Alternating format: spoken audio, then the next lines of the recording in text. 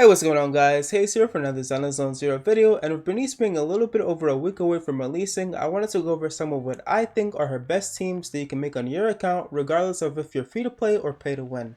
Remember to like and subscribe if you enjoyed the video. Let's get into it. First off, I'm just going to get the X Bernice team comp out the way. Everyone and their mother knows this is going to be one of the best and most used teams for Burnice, and there's no doubt about it. We all know how busted Jane is, and with the off-field damage and anomaly buildup from Burnice, in addition to Jane's already broken assault damage, you will now be getting burn procs and disorder damage as well, as if Jane was already broken enough. And as for the third slot, it's really up to you. You can honestly use Seth, Caesar, or Lucy. It's all up to preference and they all provide great buffs. Maybe you're FTP and don't have Caesar and only have the choice between Seth and Lucy. Seth provides anomaly proficiency buffs, which is really good for the team since you have 2 anomaly units on it. Whereas Lucy provides attack buffs, which is still really good for the team, and she can also provide some fire application so Burnice can trigger her burn a little faster than if you had a third element like Seth. Still, both are really good. At the end of the day, once again, it's all up to your own preference. Now, let's talk about what I think will be the best free-to-play team for Burnice, the full-on Sons of Caledon team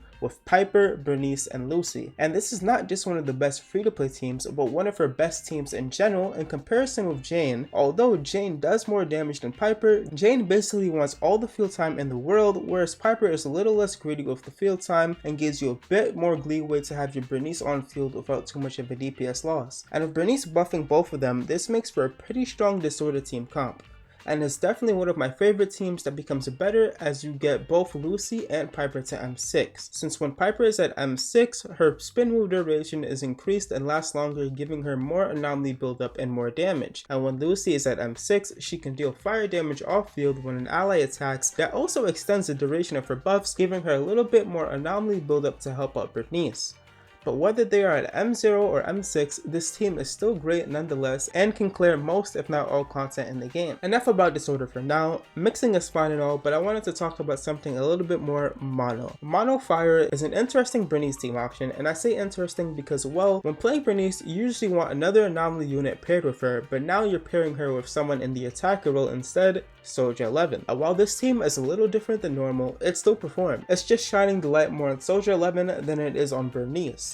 The reason why this team comp performs so well is because if you didn't know, the fire set that Soulja 11 uses gives a whopping 28% crit rate for 8 seconds after enemies get burnt. That's a more crit rate than what a crit rate drive disc gives you. But the problem with the set before is that you didn't always have the effect up, since Soulja 11 or any of her usual teammates like Coleda, Ben, or Lucy didn't build up fire anomaly fast enough to get the enemy in a constant state of burn to always have the effect. But now, with Burnice as a sub DPS on the team, while it still may not be 100%, the effect will definitely be up most of the time, giving your Soulja 11 a free 28% crit rate, allowing you to focus more on your crit damage. One thing to note about this team is that it doesn't have a stunner, but Soulja 11 does a bit of stun damage herself. While it may not be a lot, the enemy is still going to get stunned eventually. Nonetheless, the team still clears content from all the damage that Soulja 11, Burnice, and Lucy provides. Next up, we have what is going to be the most fun team in my opinion, Triple Anomaly with Jane, Grace, and Burnice. And I don't just mean fun because you're playing with 3 of the hottest characters in the game, but fun because you'll be doing so much between the burn, assault, and shock, and all the disorder procs. You'll be seeing so many flashy colors and numbers on your screen, it'll be insane. How does it work though? Jane will still obviously be the main DPS in this comp, with Burnice proccing burn from off field, building up that fire anomaly, and you switch to Grace whenever her skill is up. This team functions surprisingly well and is very fun to play provided you have all 3 of these characters. And I say provided you have all 3 of these characters because remember, these are all S-rank characters. Unless you have all 3, then you can't play this team. But it's definitely going to be the most fun team in my opinion. And now last, but definitely not least, considering it's probably her best team, I wanted to talk about Anomaly X Bernice.